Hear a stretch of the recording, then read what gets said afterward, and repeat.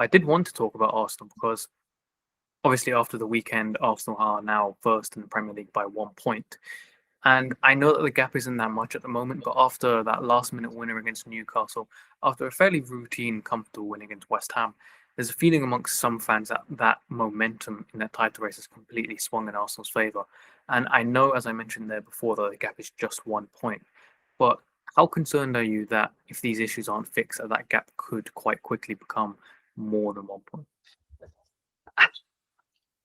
I'm not kind of panicky about it, I'd say, because, and I think the reason for that really is that, I know, now they're the form team and everyone's kind of, well, this is football, isn't it? But, when Liverpool had won the first five, it was like, yeah, they're going to absolutely run away with it. Now they've lost a couple. They're absolutely useless. Arsenal had kind of dropped points a couple of times early doors, and it was like, it's going to be another season of failure for Arteta. And now they're kind of the best thing since sliced bread. But I think all the weaknesses we talked about in the period where they were dropping points are exactly true now. They haven't alleviated any of my, I say concerns, but I'm not that concerned about Arsenal, but any of my kind of question marks around the fact that it's now, 5 open play goals out of 14, is it? I mean, that's crazy.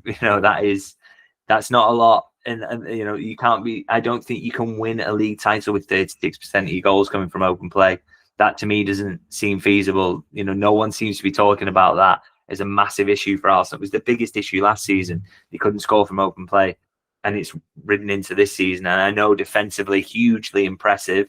But there's going to be a week where the corners won't go in, or they don't win a penalty. And if that doesn't happen, then all of a sudden they're not scoring. And that's where the 0-0s come about and those damaging results. Or, sometimes you just cannot stop the opposition scoring, no matter how good you are defensively, no matter how much risk you guard off against. Things will go wrong. Something will go in off someone's backside or whatever. So I've still got huge question marks about Arsenal that haven't yet been answered. And maybe they will click. And maybe they will start to score goals from open play. And if that happens and Liverpool haven't clicked, then Liverpool will be in trouble. Absolutely. But this idea that they're like this, giants who are going to run away with it, they've got to start scoring more from open play. Surely you've got to start scoring more from open play. I mean, 7 set piece goals, 2 penalties, and then the rest of the goals open play is an absolutely crazy ratio. And in fact, one other thing I would say about Arsenal as well, what's going under the radar, so much chat before the season and still going on really about how difficult their start to the season was. And then you look at it actually in the context of how the season has begun. They've had their average position for their teams they've been facing is much lower than Liverpool's. I think Liverpool's about 7.9, Arsenal's about 11 point something. Because for example, they're facing Forest early in the season. You think, wow, that's a really tough game. Well, actually, it's easy. One of the easiest games you could face.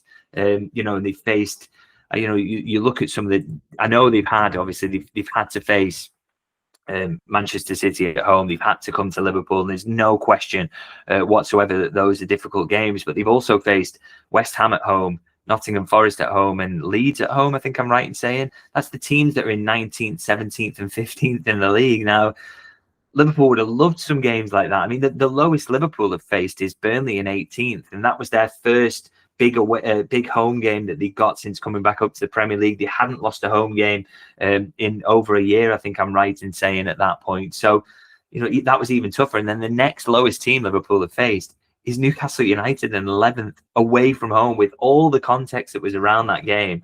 I think Liverpool have had a tougher start. In fact, the statistics show that they have had a tougher start. So, in theory, Liverpool's games are about to get easier, and I think Arsenal have probably got, a few more tricky ones coming up. Ones that are, they've got to face more sides in the top half of the table at some point. So, look, you can say all this, and it got said about Liverpool a lot last season, and then they got built up the momentum, and they just kept winning anyway. And maybe that will happen with Arsenal, but I don't think. It's just worth noting, I think, and I think with the other question marks about the open play goals. Be very, very interesting to see how they go. I don't think it's going to be all smooth sailing for them. Well, we saw against Liverpool when they couldn't score from the corners or the set pieces is what happened, and they did end up losing that game. So you can envisage that happening again, where they might just drop points if it's a draw, if it's a loss. But should we spin this more positively for Liverpool in the title race? Because the gap's 1 point, but you can't really imagine Liverpool playing worse in some of the games that they've currently played in. So you can, and also you can't really imagine a team with Virgil van Dijk, Mohamed Salah, Alisson Becker, Alexander Isak. You can't imagine that these players won't at least help Liverpool be in contention for the title in the second part of the season, because these players are too good not to be in the mix, to be in the race for that. You'd like to think so. I mean, it's very easy for a very, very talented team to finish lower than that, to be honest, because if it doesn't click, and if it doesn't click soon, if it only clicks in December, you've probably given yourself too much time, too much of a points gap to make up. And as I say, with all the Arsenal concerns, maybe they do click soon, and maybe they're feeling very confident about themselves at the moment, and that helps. And maybe they do. Eze just starts to get open play goals and helps them out. Maybe Gyökeres starts to turn them in, even though I've got question marks over him as well. Maybe it happens for them before it happens to Liverpool. And if that's the case, they could just, nudge Liverpool out of it. But as you say, you'd like to think, the quality of this manager, his ability to, we've seen the amount of tactical changes he's spotted in games that have won them for Liverpool. So the idea that he's looking at the things that are going on now and is incapable of fixing them, I just don't believe that at all. But it's just those on-pitch relationships and how quickly he can build them, hopefully quickly.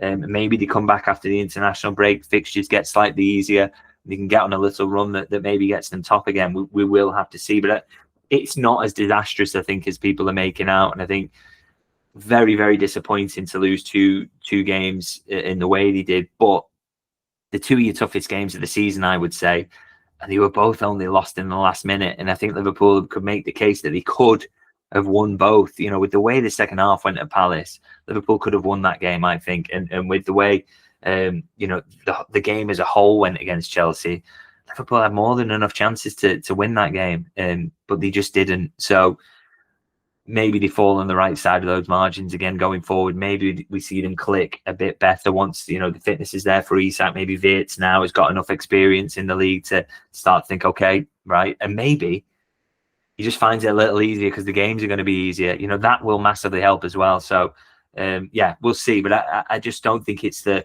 point of the season to start writing anyone off or making any sweeping judgments about anyone, really.